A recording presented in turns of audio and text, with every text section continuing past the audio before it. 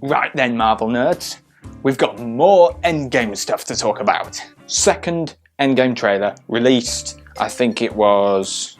By the time this video comes out, it will have been about a week and a half to 2 weeks ago. So, yet again, I'm really late. I'm really late on it. The first thing we see in this second trailer, we see Phase 1 flashbacks. We hear Iron Man talking about him finding his way out of the cave and becoming Iron Man. We see Rogers, Steve Rogers, before he became Captain America. We see him when he was short and weedy. We see that flashback where him wishing to be a soldier. We see Thor back on Asgard with his father. And all these black and white Phase 1 flashbacks to how things were. These kind of brief moments remind us how far the MCU has come. In particular, how far the characters have come and what a journey we've gone on with them. And it's just to remind us in a kind of a way that we're coming to an end of those stories and of those characters. And it's called Endgame. It's going to be the end in lots of different ways. It's going to be the beginning, but it's going to be the end of an era. Now, it really kicks off, really starts picking up pace, the trailer, when we hear Peggy Carter, or what everyone is presuming is Peggy Carter, saying about the world has changed and none of us can go back.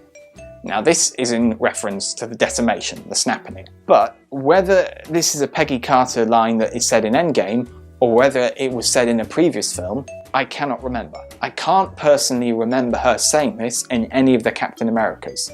Not that she didn't. I'm probably wrong. If she said it, she probably said it in the first Avenger, Captain America, the first Avenger. But I can't remember it, so I'm not sure. But either way, she says, the world has changed and none of us can go back. Now, I don't know if it's just me, I just wondered whether that was potentially a sign we're not going to get time travel?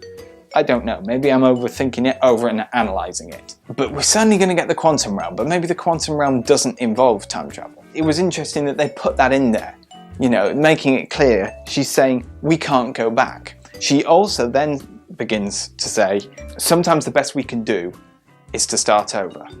We can only do our best, and the best sometimes is to start over. And again, I wondered if that was foreshadowing. Are they somehow, they're gonna try and do something at the start of the film, maybe, fail. Maybe if they go into the quantum realm it doesn't work out. Maybe that is what fails. I had that daunting thought. What if they actually don't save as many people as they think they're going to, or hope they're going to?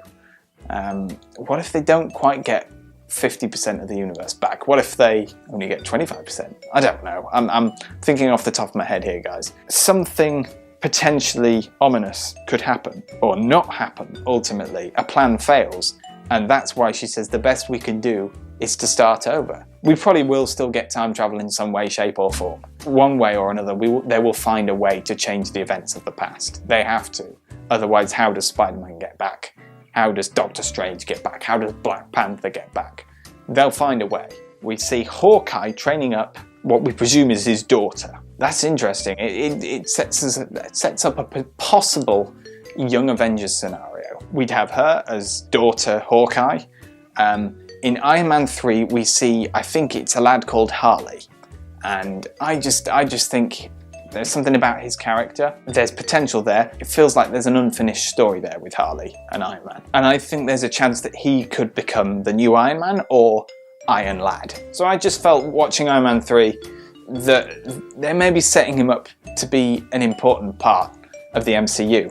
And I believe he's meant to be in Endgame. This for me, I don't know, I get the feeling just through little things I've seen in different films and MCU films and vibes, we might be getting a Young Avengers, or at least they're setting up people to take on those roles, take over from Iron Man, take over from Hawkeye. Another little side note, Captain America, we actually see him speak the line, not us. So this gets rid of any of the outlandish theories that it was Ultron or Tony Stark or anyone else speaking the line other than Captain America, other than Steve Rogers. We see Bruce Banner only once in the trailer that I can remember. And to be honest with you, we hardly see him in any of the other Endgame trailers either. They're making it feel like he has a very unimportant role in the film. So therefore, does he have a really important roles. He's got to turn into the Hulk at some point and, find redemption, basically being out of action for most of Infinity War. Apart from at the start where he got battered by Thanos. We don't see him, that I could notice, in a quantum realm suit. Does this mean he doesn't go into the quantum realm? Is he just left back at the Avengers base to do all the sciencey stuff? That would seem a little bit sad. Or maybe that's an option he's chosen to go for. But I'm hopeful that there will be redemption for Hulk in the film, and that they're deliberately leaving out scenes with him in the trailer, because the scenes where he is in the film are big, important ones, and they don't maybe have much that they can put into the trailer of Bruce Banner without ruining the film for people. One of the things we see is Ant-Man in either it's a village or it's an overgrown town area. I'm going to go for overgrown town area, looking at all the missing people posters, and him kind of coming to terms with what's just happened, because he's been in the quantum realm for goodness knows how long.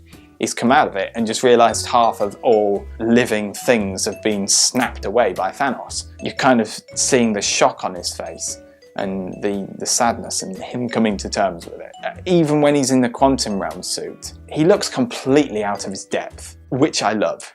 It's like he's suddenly thought to himself, I want to go home. I don't want to do this. What have I got myself into? Now, two characters who are back are Rocket and Rhodey, War Machine. It looks like they're going to become good pals. Now, as we know, Rocket loves big guns. Therefore, he's going to love War Machine. He's going to love Rhodey.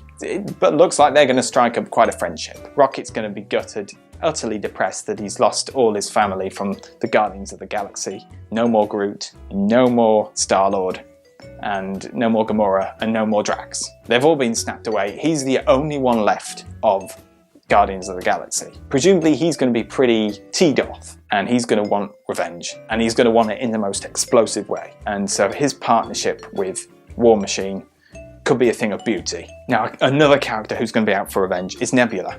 She's going to play a big part in this film, not least, personally, I think, in helping Tony get home. Now, as I said before, I wondered whether she might sacrifice herself in order to get Tony home.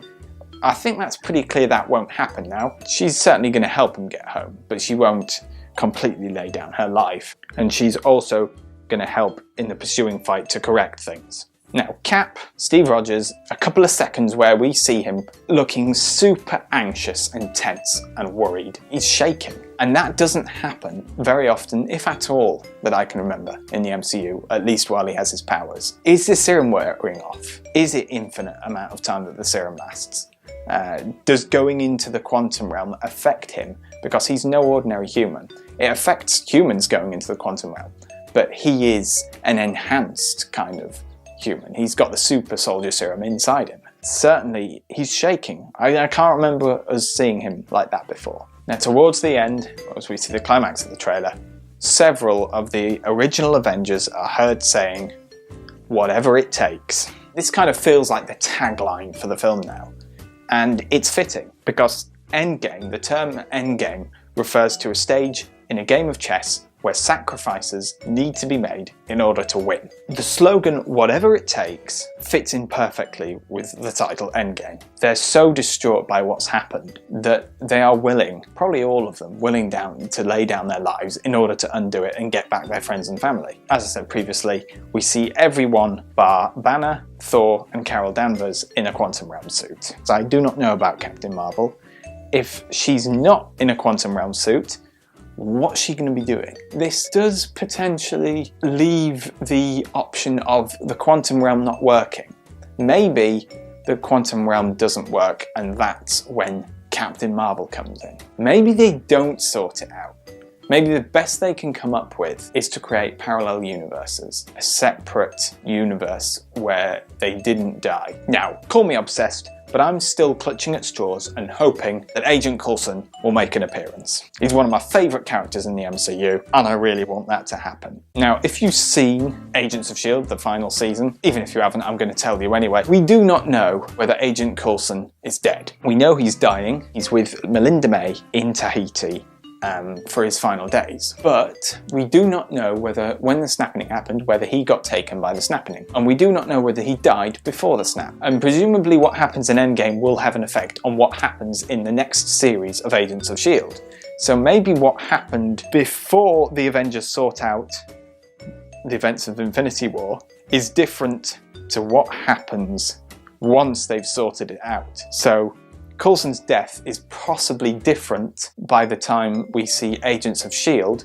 than it is before they've got round to sorting out Endgame and the events of Infinity War. Do you get me? There's still potential that Coulson could see people around him get snapped, including Melinda May, and he makes a surprise appearance and decides, right, my final moments, I need to help undo this. Some little way I can, I need to help. And it would be a great scene if he surprised the Avengers, who obviously the original Avengers think he's all dead. He does die, but they don't know that he gets brought back from the dead ultimately. And it would also be kind of cool if they brought him in when Captain Marvel arrives. He suddenly notices Captain Marvel and, you know, she notices him and they think, where do I know you from? You look familiar. Oh yeah, Nick Fury told me about you. You're Captain Marvel. Then the Avengers would be, you're alive? Secondly, they'd be like, and you know this woman? And Coulson would be like, oh yeah, we bumped into each other at a Blockbuster store. Thor would be like, what is Blockbusters? So I can imagine a cool, humorous scenarios there that I've played out in my mind. And there's no reason why they couldn't bring him back, just for a brief moment in the film where he helps out. Or they find out he's alive and think anything's possible. Kind of full circle, Agent Coulson is the one that gives them the push. Oh, I'm clocked out here. Not an option. It's okay, boss. This was never gonna work. If they didn't have something to...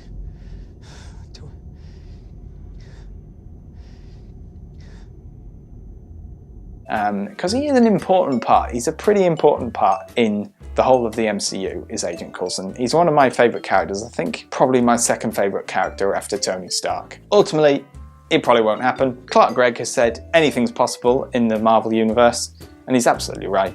So I'm still holding out for a Coulson. These were in Phil Coulson's jacket. Guess he never did get you to sign them. But anyway, that's my quick analysis, relatively quick analysis. So there we are. It's only about under 40 days now, I think, until the film comes out. And we're going to get a lot of answers to these questions. And hopefully it will live up to expectations. We'll be coming out of the cinema in tears, in pieces, joyous, glad that they've saved the day, but yet gutted because certain people have fallen and sacrificed themselves. We're going to be just coming out of the cinema in a mess. But anyway, if you like the video, guys, drop a like, share it. I have Instagram now, and I have Twitter. I'll try and leave a link in the description. Do follow me if you've enjoyed my videos, and I'll hopefully see you next time.